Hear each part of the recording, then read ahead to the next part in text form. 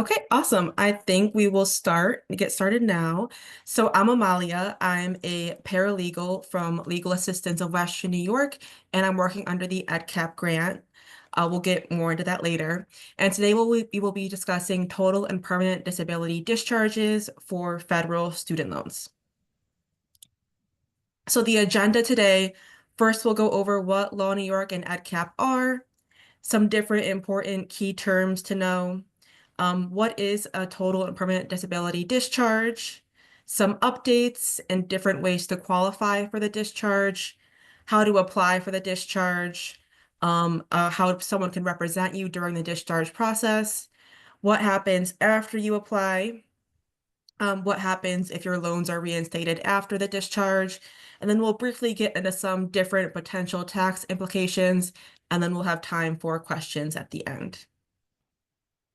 So about Law New York and EDCAP. So Legal Assistance of Western New York is a member of the EDCAP network, and EDCAP is a program of the Community Service Society. So EDCAP means Education Debt Consumer Assistance Program, and this was a program created to help tackle the student debt crisis in New York State. So we offer many different services. Probably our most common service that we help people out with is determining their best student loan repayment options for their federal or private loans. We can assist with accessing different loan forgiveness and discharge programs, help people apply for consolidation or get into a forbearance.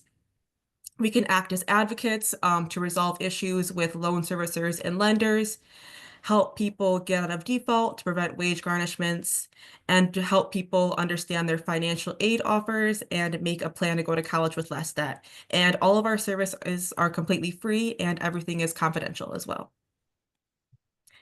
So some different key terms that will be important for today are federal student loans. So these are loans made by the federal government with terms and conditions that are set by law, and these have many benefits. So everything that we will be discussing today only applies to federal student loans. Federal student loan discharge, that just means you are no longer required to pay either some or all of your federal student loans. A forbearance is a time where you are not required to make payments on your federal student loans, so you won't have to make a payment and nothing bad will happen. However, during most forbearances, interest does continue to accrue on your loans. And NELNET. So this is a federal student loan servicer. So basically, the Department of Education can't provide individual service to everyone who has federal student loans. So they hire companies such as NELNET to help like bill people for their loans and stuff. NELNET was the servicer that handled total and permanent disability discharges. However, it is currently transitioning directly to the Department of Education. It's happening right now, and it should be completed in the spring of 2025, but we don't have an exact date. So what is a total and permanent disability discharge? I will be calling it a TPD discharge from now on because that's sort of a mouthful. A TPD discharge relieves you from having to repay your federal student loans on the basis of your total and permanent disability. So some current updates. So there is currently a pause in the processing of discharge applications for TPDs. This started in December of 2024. You can continue to submit your forms during this pause. However, they're not going to be processed until the end of the pause and is completed in the spring of 2025. So you can continue to monitor, and we will be sending this out, so you'll have all the links that I'm referring to in this presentation. You can continue to monitor the TPD page on the Federal Student Aid website for when this process is going to change. If you submit a TPD form after January 24th, 2025, but before processing resumes after the spring of 2025, your loans will not automatically be placed in a forbearance. So typically in the past, if someone submitted a TPD form, NELNET would contact their servicer and tell them to place their loans in a forbearance. Again, that means that you don't have to make payments on your loans. However, that is no longer happening. So if you do submit a TPD form and your loans are in repayment, you need to call your servicer to request a forbearance until the processing is complete, because you don't want to be missing any payments on your federal student loans while you're waiting for your discharge to be processed. So there are 3 different ways currently to qualify for a TPD discharge. The first way is if you are a veteran who receives benefits from the VA's office, and the VA has determined that you are unemployable due to a service-connected disability. So this is typically automatic. So this means that the VA will contact veterans that they have found to be eligible for this discharge, and their loans will be discharged automatically. However, if it wasn't automatic for you and you are a veteran and you believe you may meet these requirements for the discharge, but again, you weren't contacted, you could submit the TPD discharge application along with documentation from the VA that shows that you have a service-connected disability. And then the documentation you provide must include the effective date of the VA's determination. The second way is if you receive Social Security disability benefits and your next scheduled disability review is within 3 years after the initial determination of disability. So similar to the VA, this could also be automatic. If Social Security contacts you and says, like, we've seen that you are eligible for this and you have loans, the discharge can be automatic, which is great. However, for a lot of people, it isn't automatic. So they have to apply with documentation from their SSDI or SSI benefits. So to apply this way, if you are eligible based on your review period, you would need to fill out the TPD application and then provide documentation of either a copy of your SSA notice of award or a benefits planning query along with your application showing that you meet that you are eligible to be discharged due to your Social Security disability.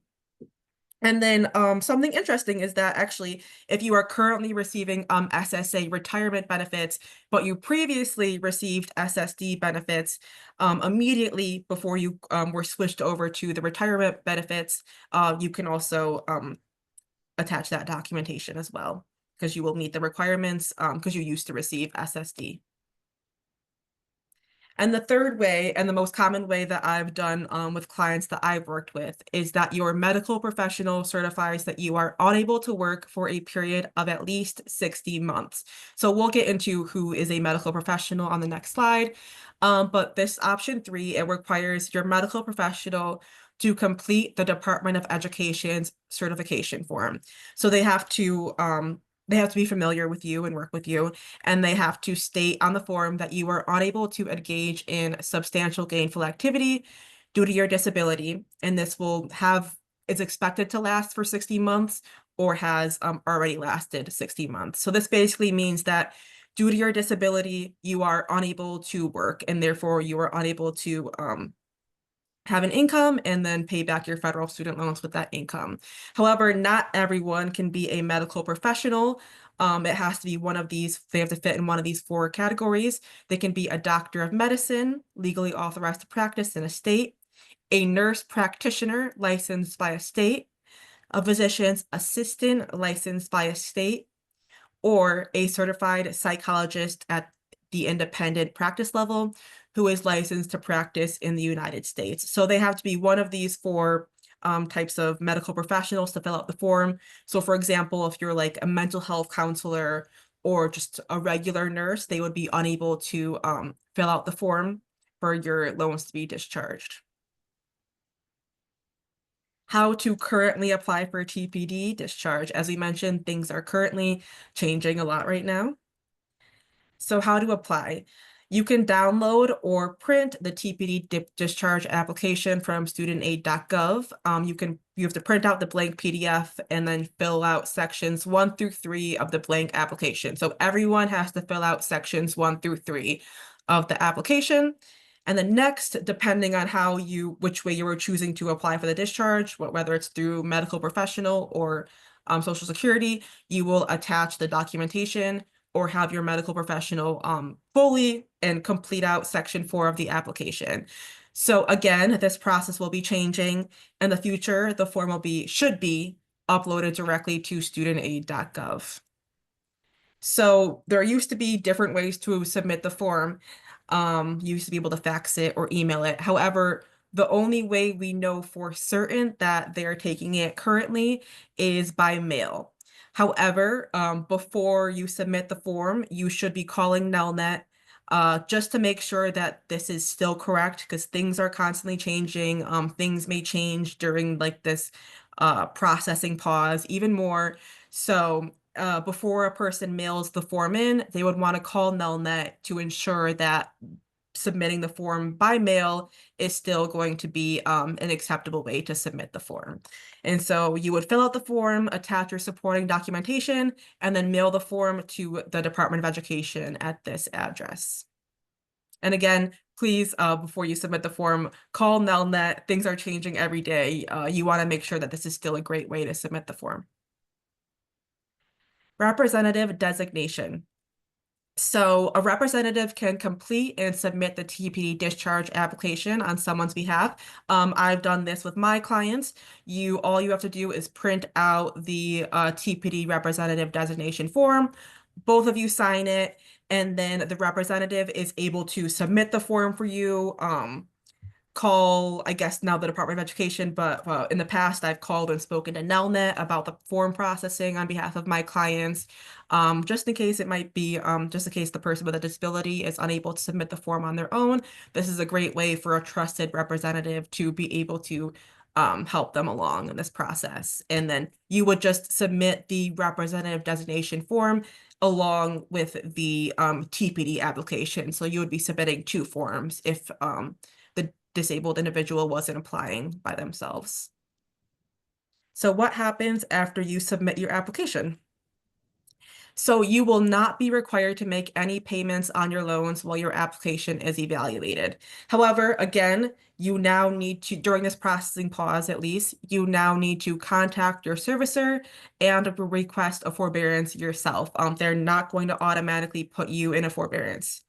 Unfortunately, if your loans are in default and payments are being collected either by wage garnishment or tax offsets or something, the garnishment or offset may continue, which is unfortunate.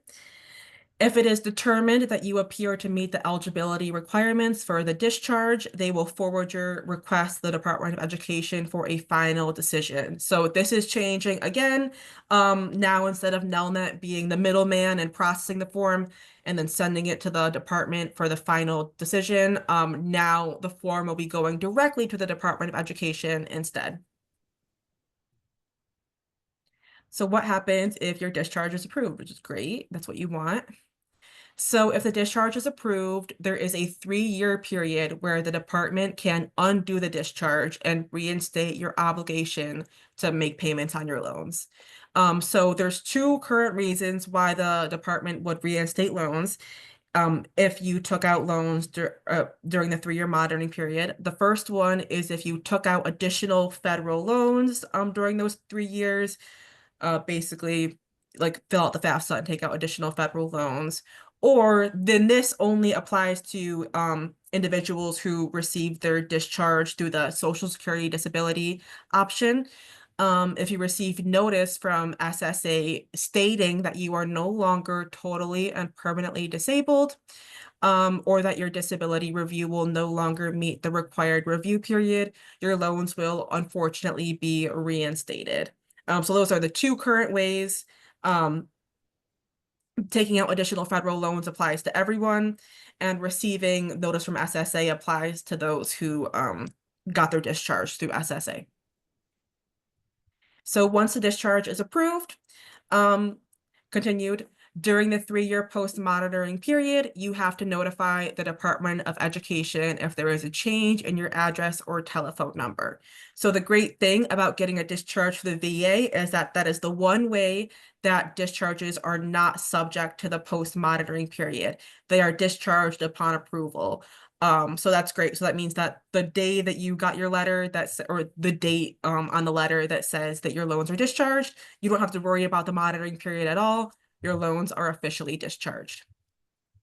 So just to explain the monitoring period a little more, federal loans are not officially discharged until the end of the 3-year monitoring period. So for example, if my discharge approval date is January 21st, 2025, my loans will not be officially discharged until January 21st, 2028.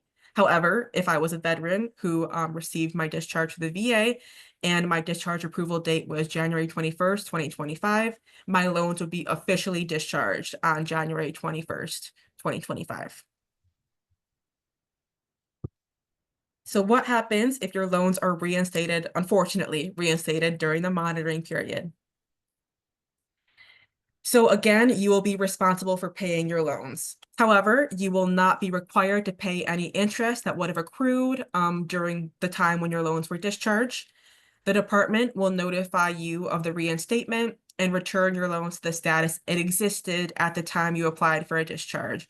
So for example, if your loans were in repayment status at the time you applied for a discharge, they will put your loans back in that repayment status.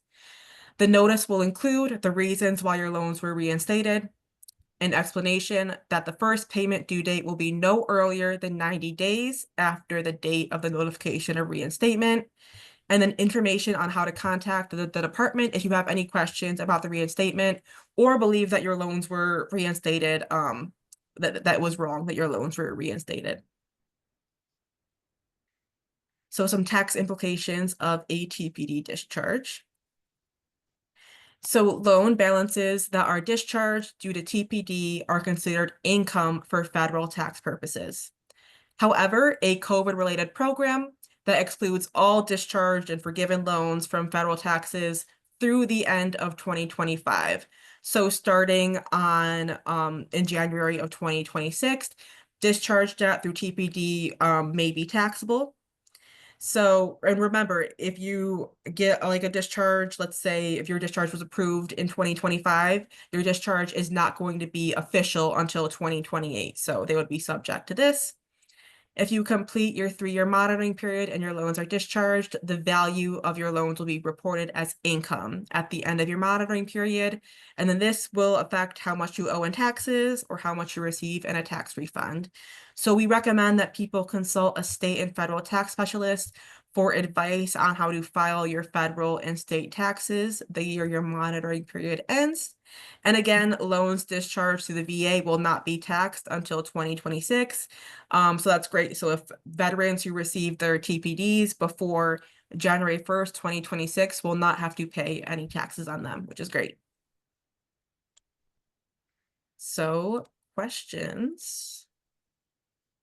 I don't think there was any questions in the chat. Does anyone have any questions? And then that's our contact information if you want further assistance or have any more specific case questions.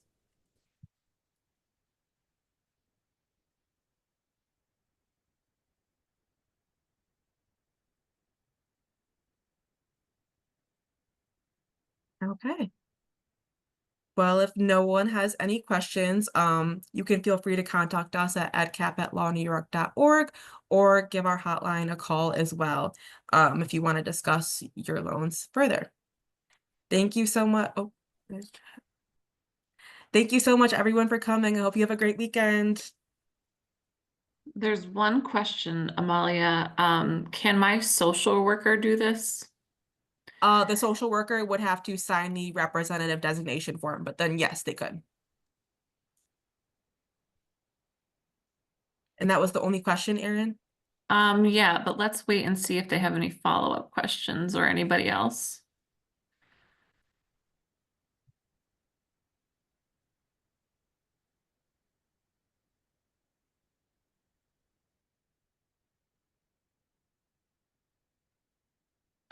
They'd like to know how they get that form. You can go to Forms Library, the Department of Education's Forms Library. We'll be sending out this presentation and there will be a link for how to get that PDF.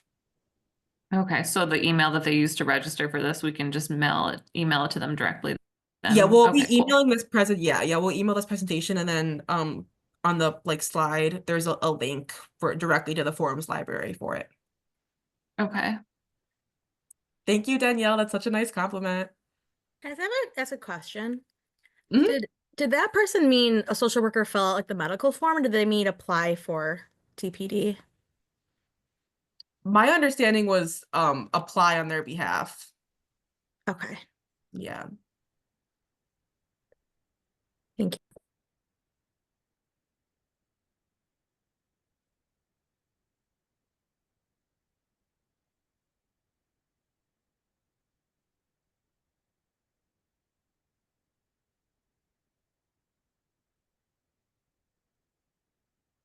Okay, any other questions?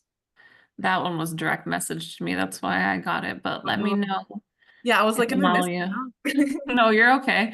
I think it's just because I'm the host. Let me know if that answered your question. And if anybody has anything else, we'll give it like another minute.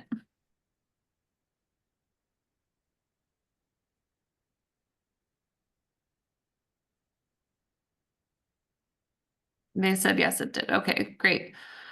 All right. Well, thanks so much, Amalia. This is very helpful. And we'll post this on social media too and our website. Correct, Amalia?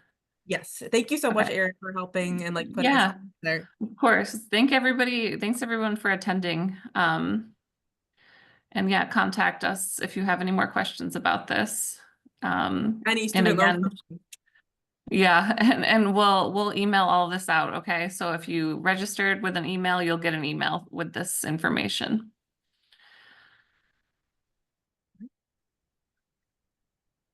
All right. Well, thank you again. Thank you. Bye. Bye.